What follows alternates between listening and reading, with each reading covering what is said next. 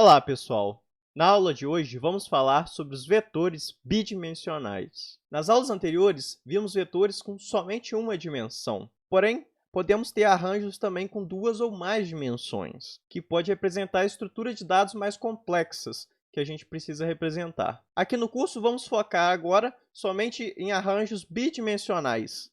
Porém, a lógica é a mesma para arranjos que têm três ou mais dimensões também. Nesse exemplo, temos um arranjo de duas dimensões. Note que antes era somente uma dimensão, somente as colunas. Só que agora temos duas dimensões. Temos as colunas e as linhas para representar cada uma célula. Então, se a gente falar, por exemplo, na segunda coluna, na coluna número 1, nós não temos exatamente o que a gente quer. A gente não tem uma informação, tem uma lista de informações. Então, agora, para a gente acessar uma dessas células, a gente precisa do número da coluna e do número da linha. É mais comum a gente chamar esses arranjos de duas dimensões de matrizes. Então, essa matriz aqui, o nome dela aqui é M. Temos 4 colunas, 3 linhas, totalizando aí 12 células. Nós podemos generalizar e falar que um arranjo de x dimensões tem também x índices. Isto é, aqui temos um arranjo de duas dimensões, então temos dois índices, o índice da coluna e o índice das linhas. Agora, para acessarmos as posições na matriz, a gente precisa fazer algo bem parecido com o que a gente viu com arranjo de uma dimensão. Primeiro a gente coloca o nome deles, e agora a gente vai ter dois índices, não somente um. Só que a gente vai colocar aqui como primeiro índice sempre as linhas, o segundo sempre as colunas. Então, por exemplo, se a gente quiser pegar na matriz M a linha 0 e a coluna 1, a gente vai ter 2,5. Se a gente quiser a linha 1 e a coluna 2, a gente vai ter menos 2. E a forma de acesso e de atribuição é da mesma forma que a gente tinha nos arranjos. A gente pode acessar dessa forma e atribuir com um sinal simples de igual. A primeira coisa a ser feita com qualquer arranjo é a sua inicialização. Então, vamos ver como a gente inicializa um vetor de duas dimensões, então. Primeiro, vamos ver com NumPy. Então, a gente vai importar a biblioteca e vai fazer algo semelhante com o que a gente fazia com os arranjos de uma dimensão, porém, agora vão ser duas dimensões. Então, ao invés da gente colocar um número aqui representando o tamanho dele, a gente tem que colocar entre parênteses de novo dois números, o número de linhas e o número de colunas. Então, com a função .zeros da NumPy, a gente preenche então uma matriz de 3 linhas e 4 colunas com números zeros, que é o que a gente está vendo aqui. Quando a gente for imprimir, a gente vai ver que ele imprime dessa forma aqui, ó. Colchete, colchete, cada linha separa por colchete e a matriz inteira também está dentro de colchetes. Porém, a gente pode também iniciar, como a gente já viu, com a função .array. Só que agora a gente vai ter que se atentar aqui, ó. A gente vai colocar toda a matriz entre colchetes, os colchetes quadrados, tá? Então a gente tem que colocar aqui os parênteses, depois os parênteses quadrados, né, os colchetes. E para cada linha aqui a gente vai colocar também dentro de colchetes, separado por vírgula aqui cada linha.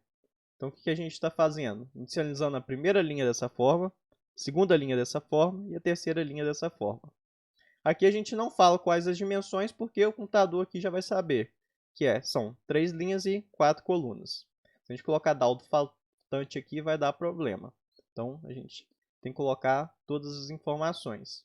Então, a gente pode ver aqui, quando a gente pede para imprimir agora o M2, ele imprime dessa forma aqui também. Então, no NumPy sempre vai imprimir dessa forma aqui as matrizes. Colchetes, colchetes, colchetes, colchetes. E para cada linha, a gente vai estar aí também dentro de uma lista aí. Cada linha é uma lista diferente. Sem usar o NumPy, usando somente o list nativo do Python, a gente tem agora duas formas também de inicializar essa matriz. Então, a gente pode inicializar aqui com os valores, que aí a gente vai colocar aqui colchete, colchete, da mesma forma que a gente via no print aqui.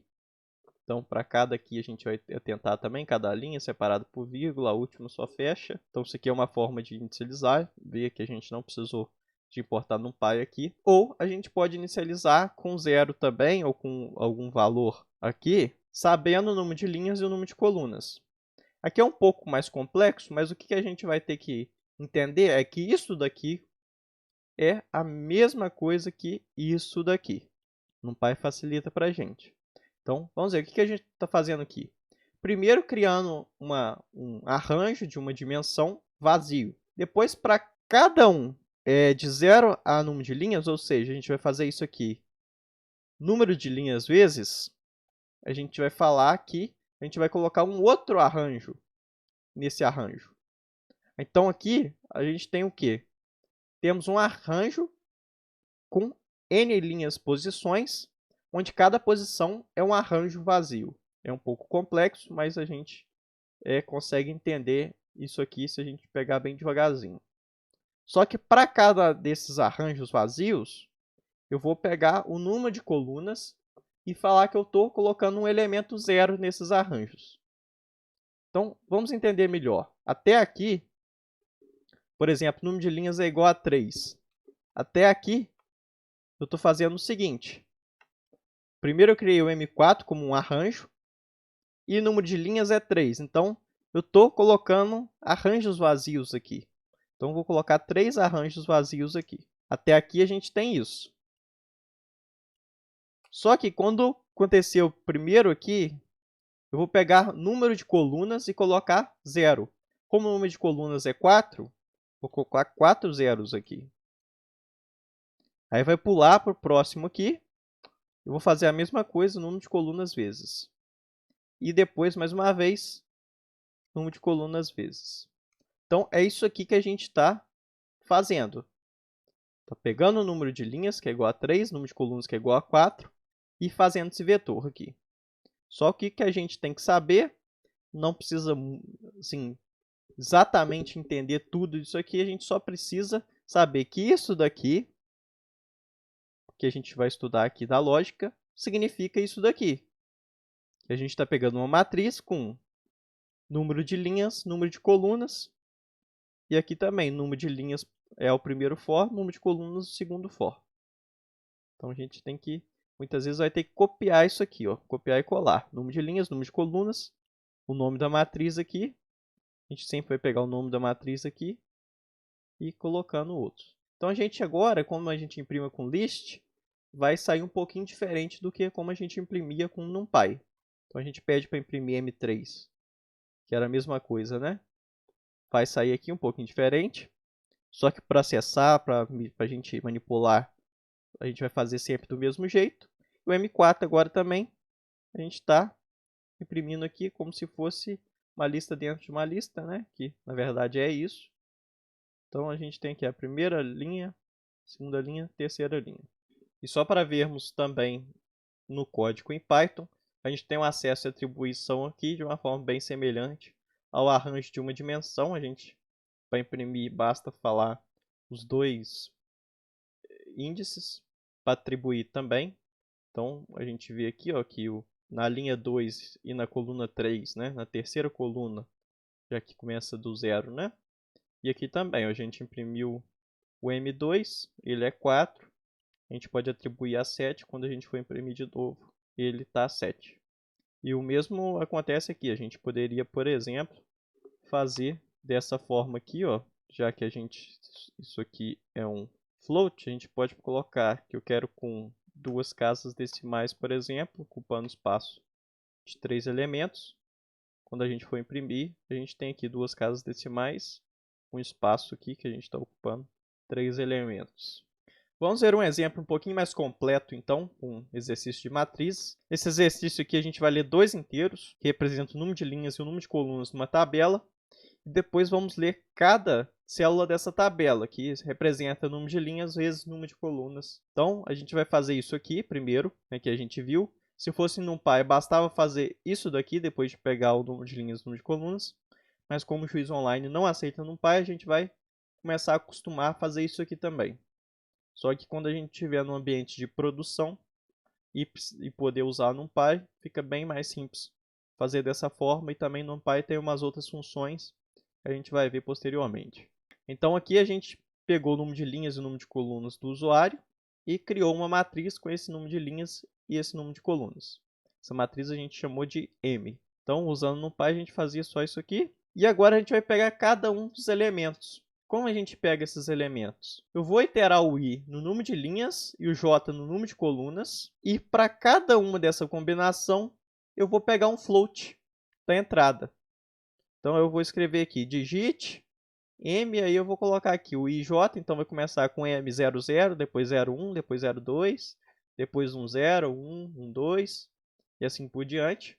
No caso aqui, né, que a gente colocou 3 linhas e 3 colunas, por exemplo, então vai de 0 a 2, cada um desses elementos. E a gente vai pegar ele quanto ponto flutuante. Importante a gente fazer esse cast aqui, porque a gente lembra lá que sempre vai pegar isso aqui, sempre vai pegar como uma string. Então, se a gente quer pegar um ponto flutuante, a gente faz o cast também de ponto flutuante. Depois de pegar tudo, a gente pode imprimir simplesmente um M aqui, que também vai sair dessa forma aqui, como a gente viu lá em cima. Então, a primeira coisa, entre com o número de linhas da tabela, 3. Depois vai pedir para entrar com o número de colunas, 3. Aí, aqui, eu vou criar uma matriz 3x3. E só agora eu vou fazer um for aqui, 2 fors, né? Um para iterar o número de linhas e outro para iterar o número de colunas. Então aqui é muito importante, gente. Se esse I está indo de 0 a número de linhas, ele vai representar o número de linhas. E se esse J está indo de 0 a número de colunas, ele representa o número de colunas. Se a gente colocar JI aqui, vai dar problema. Porque a gente pode acessar, por exemplo, um número de linhas que não existe. E aí vai dar aquele problema de indexação que a gente já viu com arranjo simples. Então, a gente sempre tem que prestar atenção aqui. Ó. Se o I está iterando o número de linhas, ele vai vir com o primeiro aqui, índice, e o J aqui vai vir com o segundo, porque ele está iterando o número de colunas. Né? Se for mais simples, a gente pode escrever aqui, em vez de J, linha, coluna, e colocar a linha, coluna aqui também. Essa variável aqui não importa.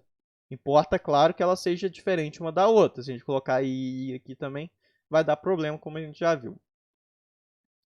Então, para cada um dessa combinação IJ, a gente está falando digit M e J. Então, primeiro o IJ está 00, depois a gente vai iterar aqui no for mais interno, né, que é o J. Depois que a gente iterar todos os números de colunas, que aqui é 0, 1, 2, a gente volta lá para cima. A gente começa a iterar agora o número de linhas, que vai para 1. Itera novamente o número de colunas. Depois itera o número de linhas, itera o número de colunas. Então a gente já pegou aqui esses elementos. A gente pode ver aqui, ó, aqui 1, 5, 3, 5, 6, 9, 7, 4, 1. A gente pegou esses elementos direitinho e a gente imprimiu eles aqui. E podemos também pedir para imprimir de forma customizada, como a gente quer, né? Então basta a gente iterar o número de linhas e o número de colunas aqui e pedir para imprimir os elementos como a gente quiser. Então, aqui, por exemplo, vamos imprimir com um ponto flutuante, uma casa decimal, e vamos soltar um espaço de 5 para aqui, né? Então, 1, 2, 3, 4, 5. Então, cada um desses elementos vai ter 5, então pode ir, por exemplo, pode ter 16 aqui sem empurrar para frente. Pode ter até 115 aqui que não empurraria para frente. E a gente pode agora pedir para imprimir isso. E ao invés de separar com vírgula, com colchetes, a gente pode simplesmente separar com espaço. Né? E quando pular de uma linha para outra, a gente pode pular a linha também. Então fica muito mais bonito da gente ver assim. Né? Então é possível também imprimir de forma customizada, bem fácil também. E sempre que a gente for iterar entre todas as células, a gente geralmente vai iterar entre as linhas e as colunas com for duplo. Vamos ver um último exemplo por enquanto, então, agora. A gente vai fazer um programa que soma uma linha da matriz. Então, primeiro a gente vai fazer exatamente o que a gente fez no outro exemplo aqui. Então, a gente vai pegar essa matriz com o número de linhas, número de colunas e tudo mais. Imprimir uma linha em branco aqui. Então, a gente vai pegar isso. A gente vai imprimir ela de forma customizada, então até aqui nada de novo. A gente só juntou isso aqui com imprimir de forma customizada, em vez de dar só o print, né? Então a gente dá uma linha em branco. E agora o que a gente vai pedir do usuário? A gente vai pedir para ele digitar uma linha, né? De 0 a número de linhas menos 1, né? Então a gente tem que primeiro verificar o seguinte: essa linha existe na matriz, né? Se ela existe, a gente vai fazer a soma aqui. Se ela não existe, a gente vai só falar que a linha está inválida porque a gente não pode acessar essa linha da matriz, né? Ela não existe. Se ela, né? Ela tem que ser maior do que 0 e menor do que o número de linhas. Se for igual ao número de linhas, já dá erro porque a gente sabe que os índices vão de 0 a quantidade de índice menos 1. Então, como que a gente faz para somar uma linha inteira? Então, a gente vai começar a soma igual a 0, né? Como a gente já viu anteriormente, de somatório. Só que a gente vai iterar agora com um for só. Porque a gente vai iterar por todas as colunas, porém a linha vai permanecer a mesma, que é justamente a linha que o usuário digitou.